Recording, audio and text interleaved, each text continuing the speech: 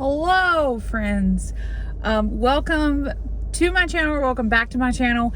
I am the Nonlinear Recovery Life of Jessica. I'm Jessica, and I'm glad you're here. So this is probably gonna cut off, and I'm probably gonna put it together and finish this video another day. But I just had some stuff on me today that I wanted to get out and not forget it. So for one thing, I've been a little quiet on social media about things happening. Mainly because sorry, let me lock my doors. All right, we're safe.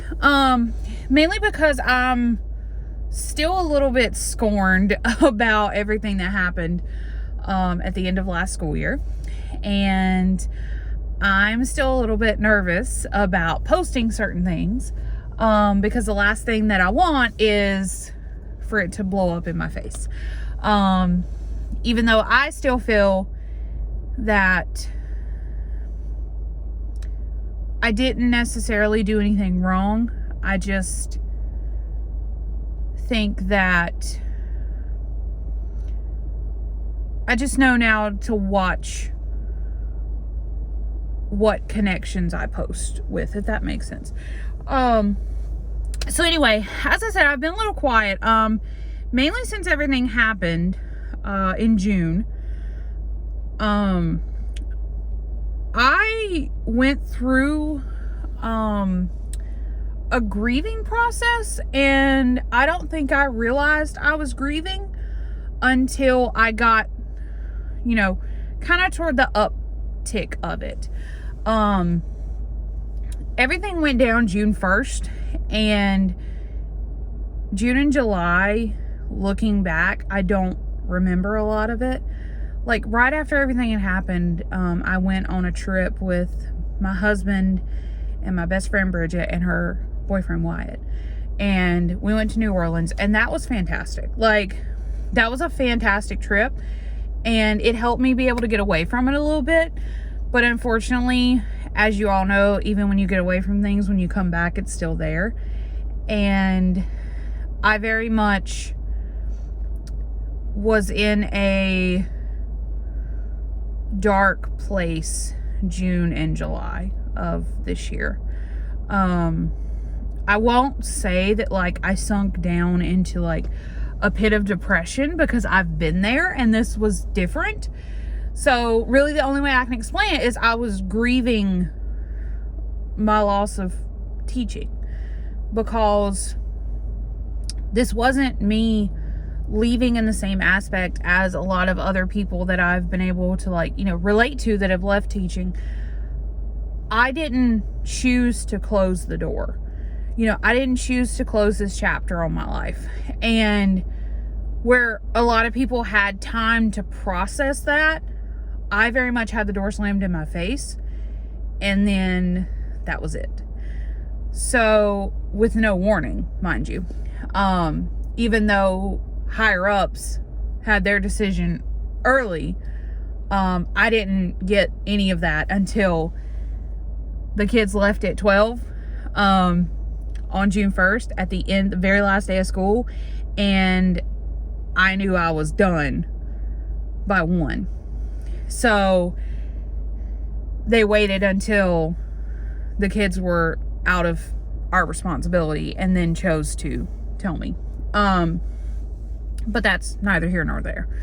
But I definitely think that I went through a grieving process throughout these last few months. And while I won't say that I'm done with it, because there are still times where it hits and I process it, I'm definitely on the uptick of things,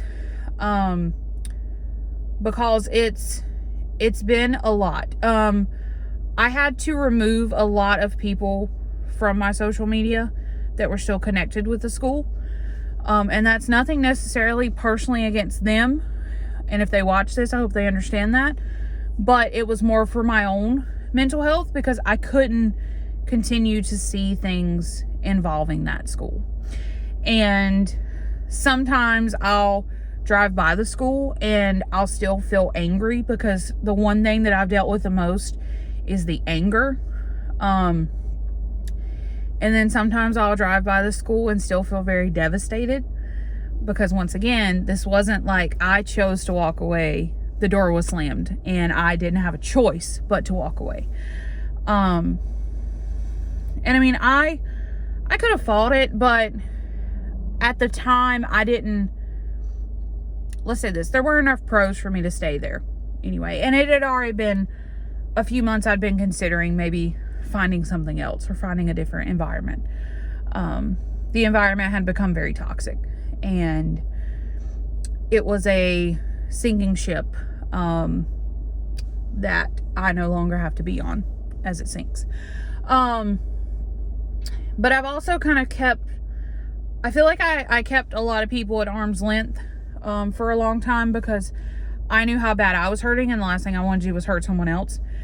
And I definitely didn't rely on my friends as heavily as I have in the past, because like I said, the last thing I wanted to do was to burden someone else with everything. But this is meant to be an update, but I'm just kind of telling you what I've been through over the past couple of months. So as I said, I won't say that I'm done with it by any means. I still think I'm processing and grieving, because like I said, there's still times where if I see an old kid that I've taught, a previous student, while it fills me with a lot of joy to get to see them, it also leaves me with this overwhelming feeling of sadness, because I'm no longer there, to be with them and to help them through anything.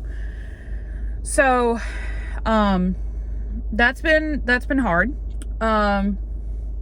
But I do believe things are turning around. So while I was kind of going through that grieving process, I was very much trying to figure out what I want to do with my life. I interviewed for 2 teaching positions. Neither one of them felt right at the time. And I think my biggest fear was rushing into something else and not feeling like I was emotionally ready, and then ending up in the same place again a few months down the road. So while I continued to look at job boards for education, it was not necessarily my top priority. So then I considered working from home, while I still had a little bit of concern about that. Because the last thing I wanted to do was put myself at home while I enjoy being at home, but also home can sometimes be a scary place with people with depression and anxiety, because then you feel like you become trapped at home and you don't leave it. So then you kind of wallow in things. I knew that I would also fall into the trap of overworking myself, because I would have to set those really hard boundaries of okay, from this time to this time I'm working, and after that, while I don't leave an office or leave a job, I am leaving the job. I'm leaving it until the next day. So I knew that was something I'd have to really try to process a lot and set my the hard limits and stuff. So I applied for a couple of different things. I applied for curriculum jobs, remote data entry jobs and stuff. And I'll be really honest, I didn't get any calls back or emails back outside of telling me I didn't get it. So, and there's also some I never heard from. And I'd say within those 2 months, I probably put in 40 applications. Then I started thinking, what if I did receptionist or clerical work? And I started looking into those. And I really just felt like I was a ping pong ball. I was bouncing back and forth, and I really couldn't figure out what I wanted to do. And eventually I got a message from someone who I've known for a long time, and she told me there would be an opening at a library. And I was like, okay. And I decided I would apply for it. And I actually ended up applying for 2 positions at that library, as well as another position at a different library. And I didn't realize how much I wanted one of those until I got a rejection from the one. And then I was like, okay, all of this is basically banking on these two, full-time positions at this one library. And I interviewed for both, and I'll be honest, it was a very stressful interview process. There was a lot, like it was very intense, and it was scary, I'm not gonna lie. But so while that was going on, I ended up getting a job at a museum close to my house and working with some wonderful people. And honestly, like, I feel like everything happens at the, there's a season for everything. I feel like everything happens for a reason. So they were wonderful in allowing me to provide me with a position that gave me enough of a safety net financially wise that I could handle, paying my car insurance or having enough, for like gas or food or whatever it was we needed at this time. And of course, losing a full-time career salary, going back to like part-time work where you're getting, 40 hours every 2 weeks, that was a big cut. And then also losing your health insurance, and every other insurance, that was also a big cut. But thank God for my wonderful husband who didn't even hesitate and was like, no, we'll get you on the insurance. Like, don't even worry about it. Don't even worry about it. Like, he wanted me to heal emotionally before I jumped into anything else, just for a paycheck or just for the benefits.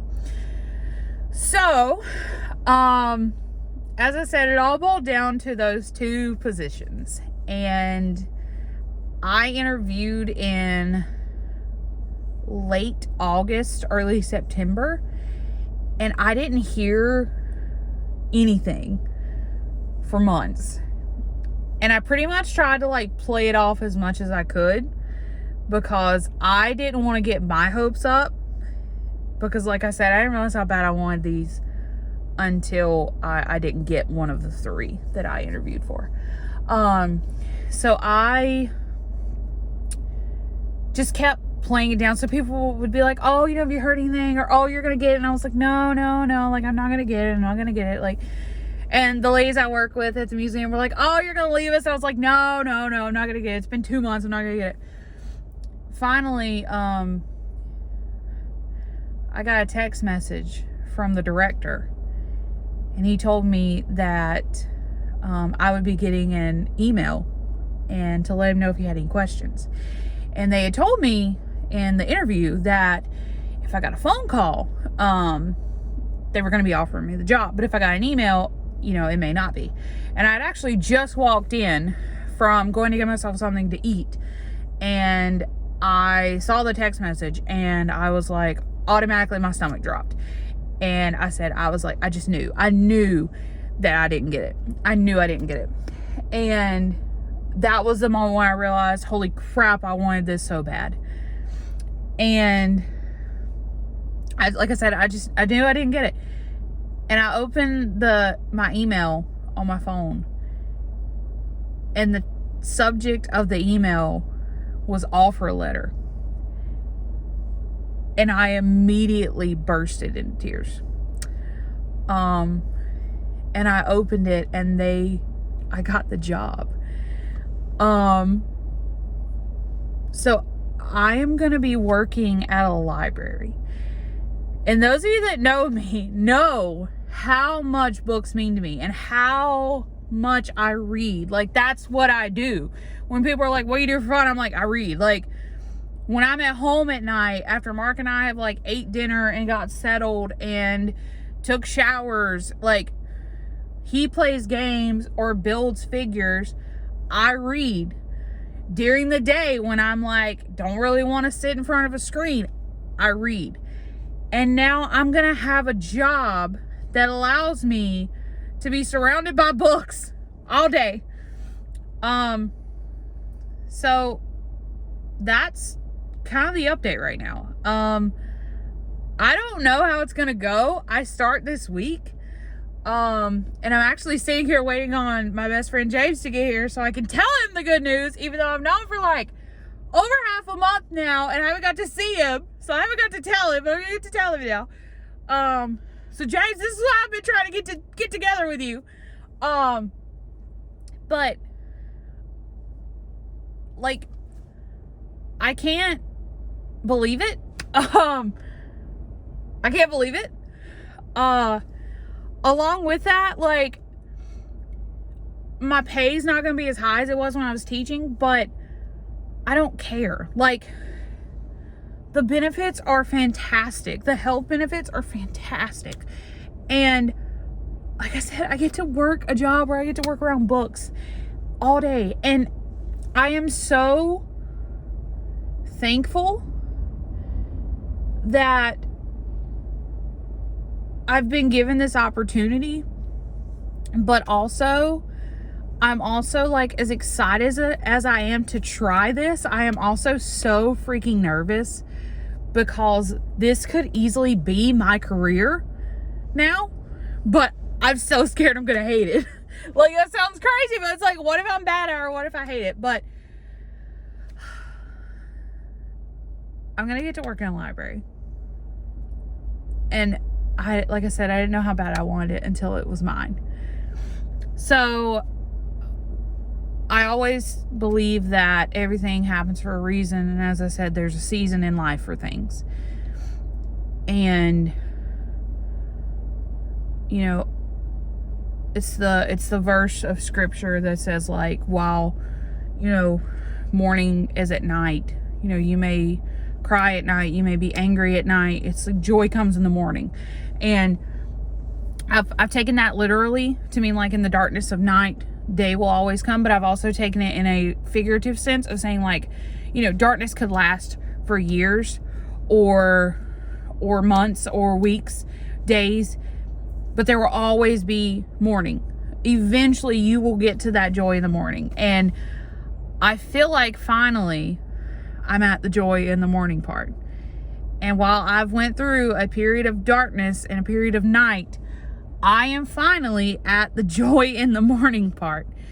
And while I've had a hard time with my faith lately, because it's really hard to feel like God put me somewhere that he would rip me out of like that. But I also do know that I specifically prayed that he would have to knock me in the head to know that I need to leave.